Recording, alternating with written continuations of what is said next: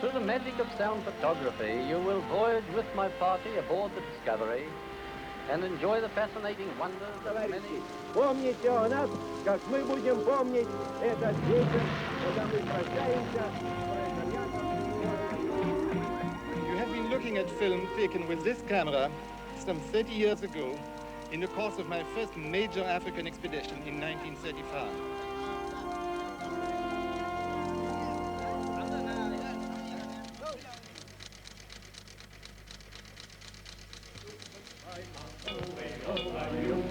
It's the Margate Evans on the Blue Cross line. Oh, cheer the track in a moonshine sun. If you hear Rick-a-Dick in a jolting car, away, oh, are you Mustang? With Eliza Lee all almighty. Oh, cheer the track in a moonshine sun.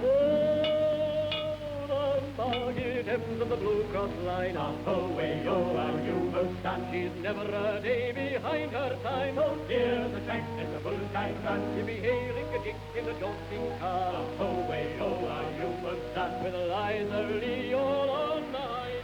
Through the magic of sound photography, you will voyage with my party aboard the Discovery and enjoy the fascinating wonders of many sub-Antarctic islands and explore lands where no human foot has trod in that vast, awesome, yet incredibly beautiful desolation which encompasses the southern extremity of the globe.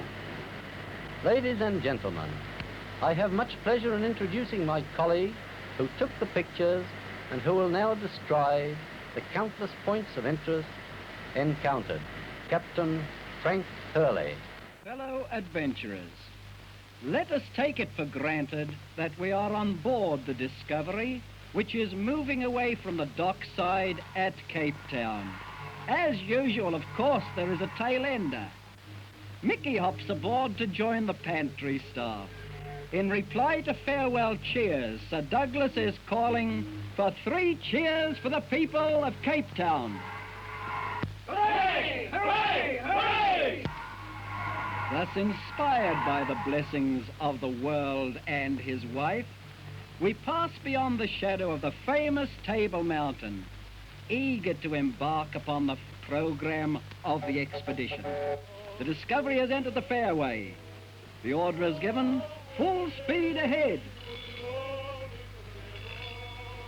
And our bows are headed south on the boundless seaway, the highway of adventure that leads to the bottom of the globe. Now clear of the harbor, Mr. Child, third officer, is on watch. We are very fortunate. The breeze is in our favor, and the order has been given to make sail. The seamen are going out onto the jib boom foot ropes to begin the preliminaries by loosening the jibs.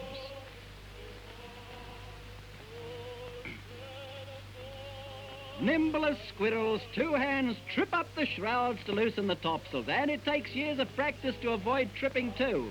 The sailor is now climbing round the foretop. Up he goes and swings onto the upper topsail yard. He is now moving along the foot ropes to undo the gaskets. The gaskets are short lines which bind the stowed up sails to the yards. And when the ship is rolling, this is a dinner-stirring occupation. But the seamen are as much at home on the frail foot ropes aloft as a pedestrian on a sidewalk rolling home at midnight. By now the jibs are loosened, and the hands hurry down to haul on the halyards. Come along, man, come along, show a leg. Haul away!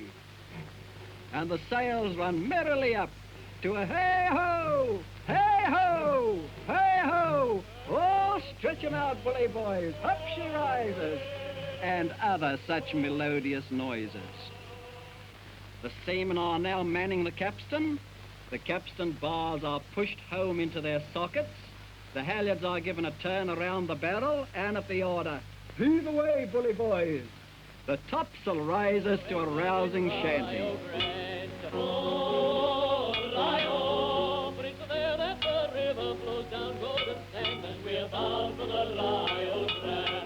Pack up your donkey and get underway. Oh, Rio! For the girls we have left, they can take our half pay, and we're bound for the Rio. We're bound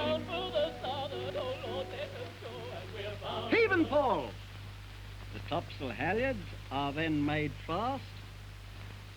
And now behold this stately beauty which marks the passing of Britain's last sailing ship. On the bridge, Sir Douglas Mawson and Captain Davis are discussing the plans.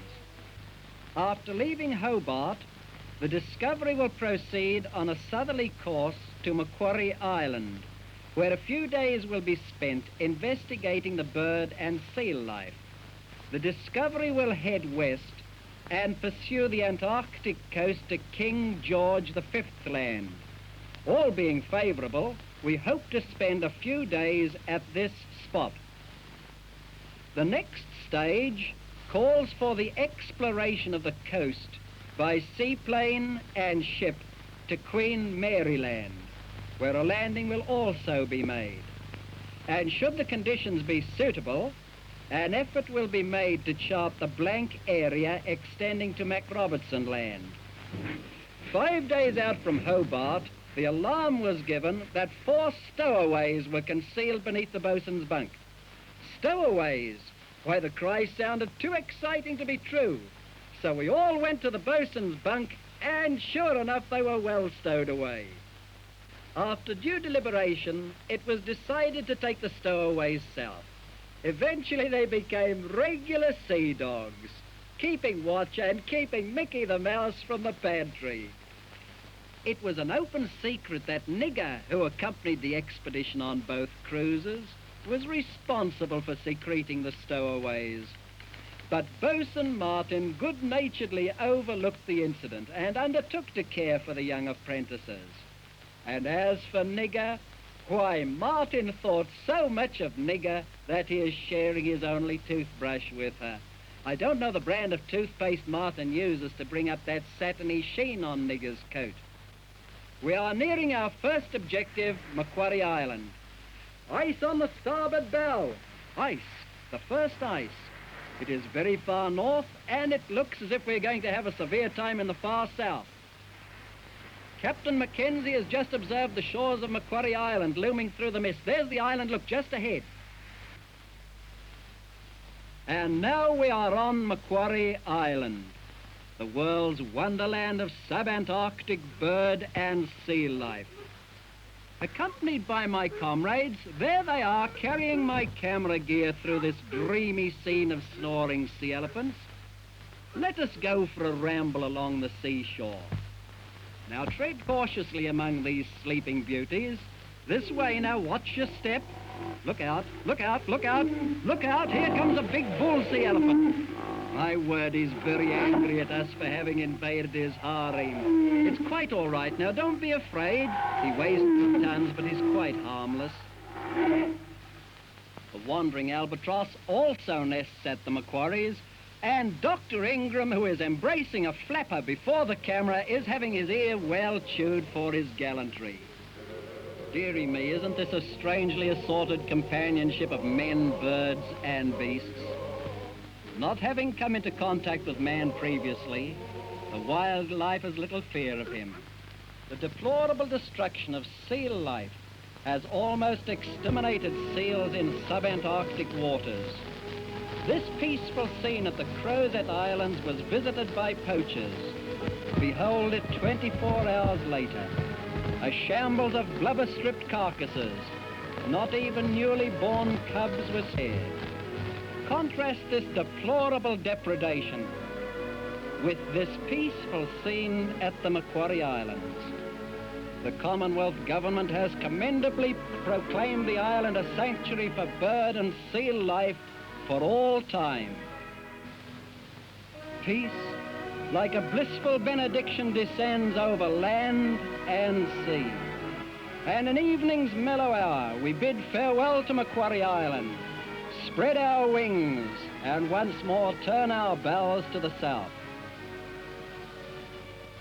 As we drive through these unfrequented seas, we are entertained by the companionship of many albatrosses, which pursue our wake day after day in quest of food.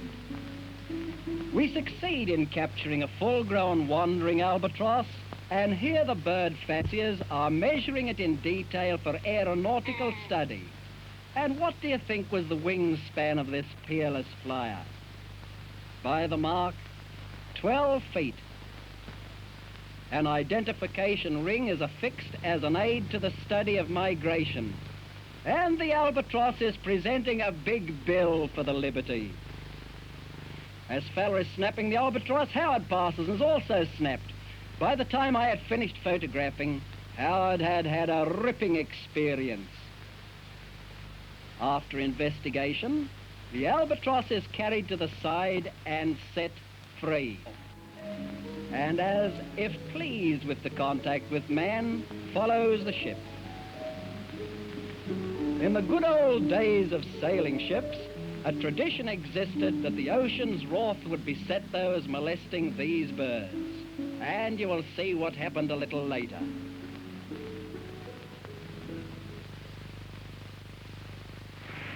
A storm now began to brew.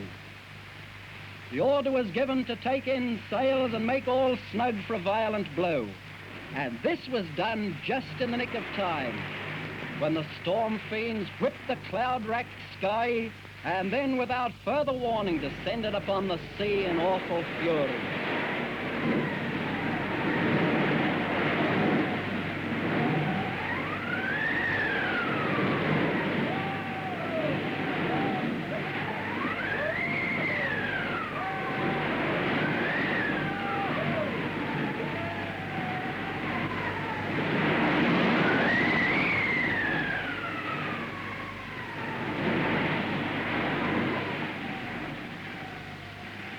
After 3 days of hurricane, during which the wind reached a velocity of 70 miles an hour, the gale begins to moderate. Through masterly seamanship and a sturdy bark, we have weathered the gale without mischief of any kind.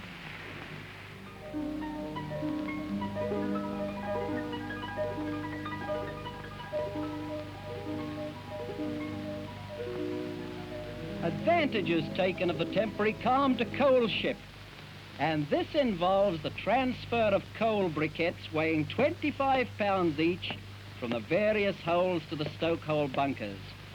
Here the forwards are doing some vigorous passing. Sir Douglas is well to the fore, leading the All Blacks, a tint which the coal dust soon conferred upon us.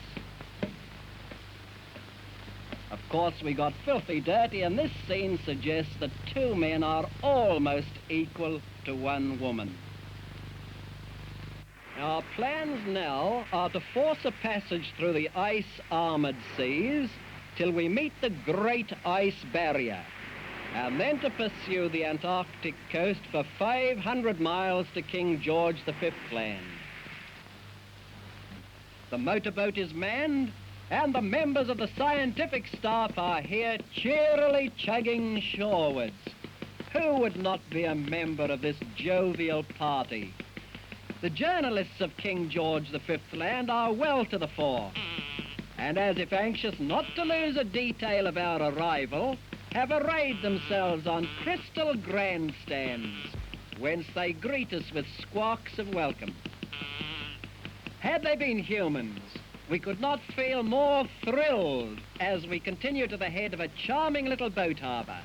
Oh, the mayor and his councillors are waiting, and here they are about to confer upon us the freedom of the land.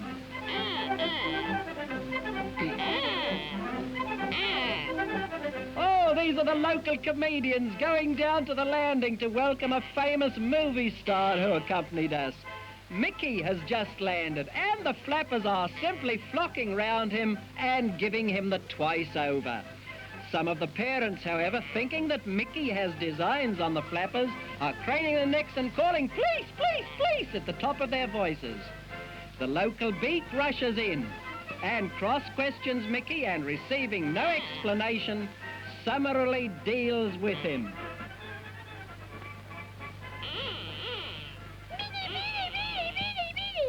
After lunch, we pay our official call on the Adderley penguins, which have numerous colonies on the rocky outcrops nearby. Their hatching out period is well advanced, and most of the mothers are caring for 1 or 2 chicks. And here, poor old father has been left in charge of the twins. and is evidently perplexed as to what to do with them, like many another father too. Mickey also is making his debut, and as official entertainer has brought his portable gramophone and his latest recording. Oh, you're going to hear now how the performance affected the audience. Making everybody smile, and tonight is what is appearing on the talkies. What this little chap can do, the things he gets up to on the screen of fame. What's this fellow's name? Mickey, a tricky on the land and on the sea. He's a big sensation. He can dance and he can sing, and walk and everything. Quite the greatest of Mickey Mouse. Ho-ho-ho! Who have we here?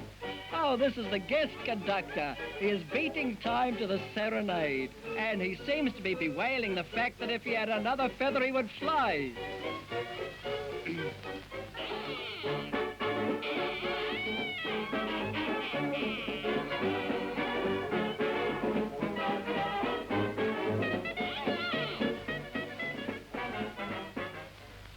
This chart shows where all these incidents are taking place.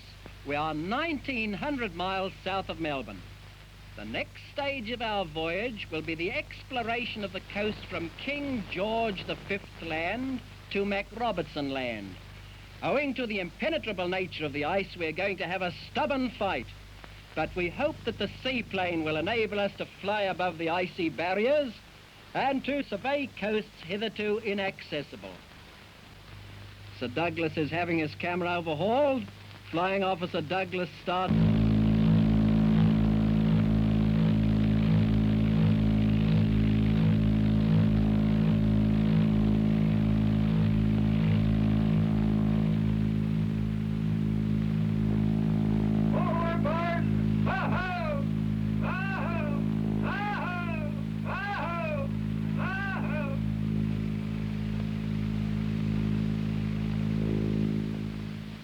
Now, so as to clear the berg behind which we are sheltering, the seaplane is obliged to taxi away some considerable distance. As the plane is heavily loaded, the swell adds to the difficulty in rising. They are bounding towards that iceberg at 30, 40, 50. Can Campbell clear it? Now they're closing in onto that berg. Heavens! Yes, bravo, they're off! And just in the nick of time. Now let us take a seat in the cockpit and share in the awesome sights which unfold as we climb up above the pack ice fields. There's the Discovery just below us like a toy. Now we're heading out over the pack-strewn ocean. We can accomplish in an hour what the Discovery would take 24 hours to do. Now we're going down to inspect the two caves in the front of this berg. Campbell shuts his engine off and down we glide. Those two caves are about 90 feet high. Lower and lower we go. Campbell starts up the engine again, and we continue on our flight. To locate the Discovery is always a problem. Oh, there she is, look, just down in the center of this pool. The engine is shut off, and down we glide. Lower and lower we go, over the ship, which looks like a toy ship in a calm blue pond. There are some small bits of ice on the course. We'll have to be very careful now in landing. Lower and lower we go, and Campbell makes a perfect landing and we taxi up to the Discovery. Now the sea is very bumpy, and as the Discovery is rolling it will be very troublesome to hook onto the lifting tackle. Sir Douglas Mawson is standing by on the fuselage ready to hook on. As soon as he comes alongside, the order will be given to haul away. Haul away, boys! The men respond instantly, and just as the machine is being lifted, one of the strops is carried away, and the machine is being hurled against the ship's side. The airmen are flung out. Sir Douglas is in peril of the whole lot crashing down upon him. The rolling of the ship makes it difficult to rescue the men. What might have been tragedy was averted by the chief officer, who contrived to get the machine back into the water just as the other holding lines parted. The aviators are rescued, new strops are rigged, and the plane is brought under the hoist. The order is given, and the hands haul away, and the machine is lifted from the water.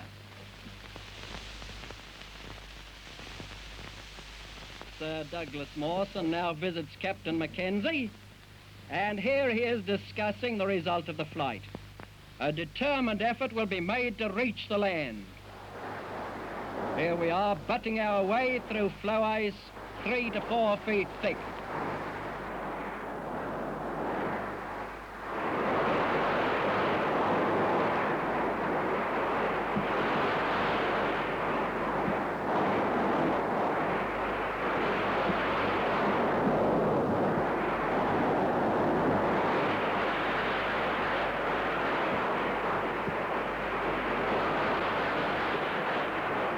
This is where one good turn deserves another.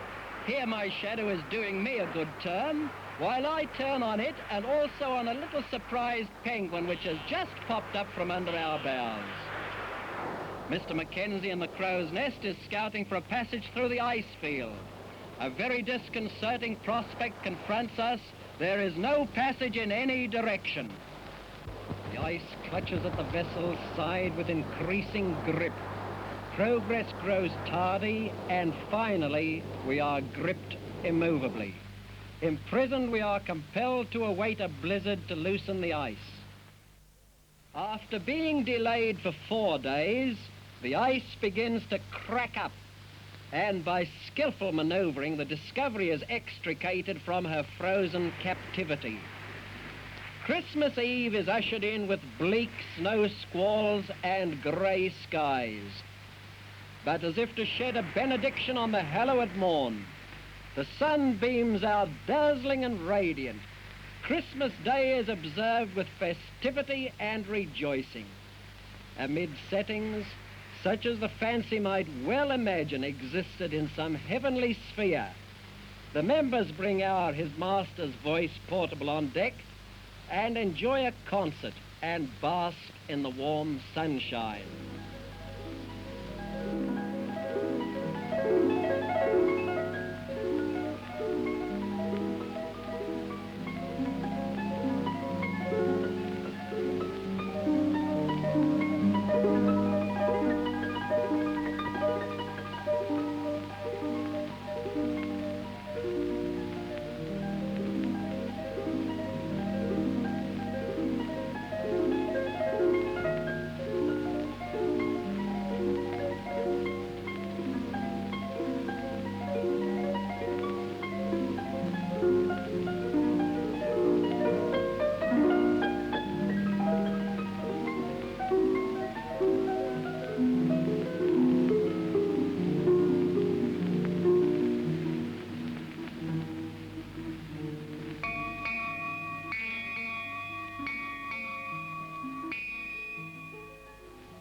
In another part of the ship, Commander Moyes is performing a hair-raising stunt on Flying Officer Douglas, who is submitting to the barbarous takeoff with an airman's stoicism.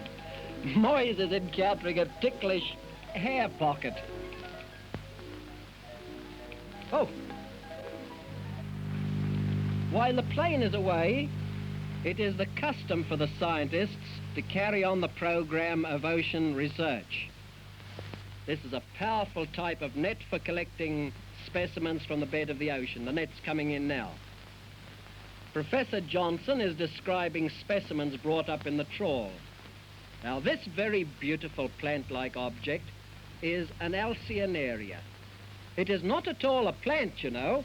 It is but a colony of animals, or polyps, connected by delicate plant-like branches, very similar, in fact, to true coral. Starfishes also were very abundant in all these hauls that we made. The airman's report concerning the slackness of the ice proves true, and we are able to proceed at full speed southward. We continue southward until progress is stopped by a succession of great ice cliffs.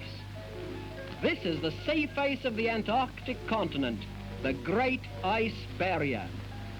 Over 500 miles of new coast was charted in this sector, which by royal consent was named Princess Elizabeth Land.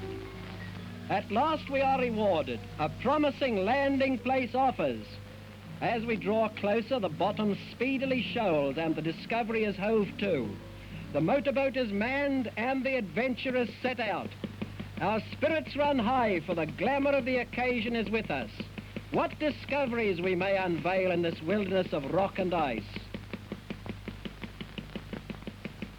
Making Antarctic history, we land on the foreshore of a well-sheltered boat harbor that has waited since creation's dawn for man's coming.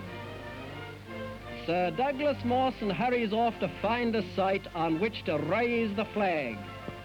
On the summit of a commanding bluff above the broad waters of Discovery Bay, the ceremony of taking possession is performed.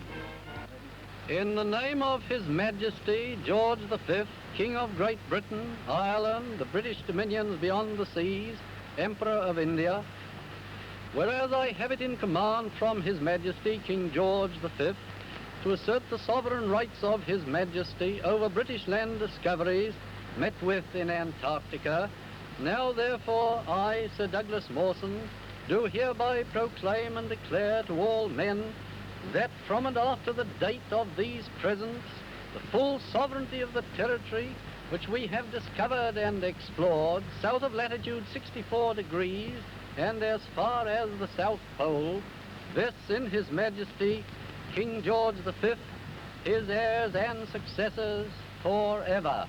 Captain Mackenzie raises the flag.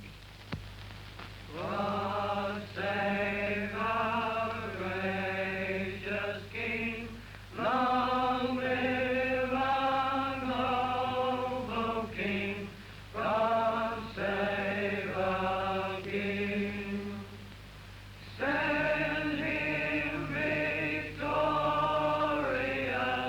happy and glorious, long to reign over us, God save our King.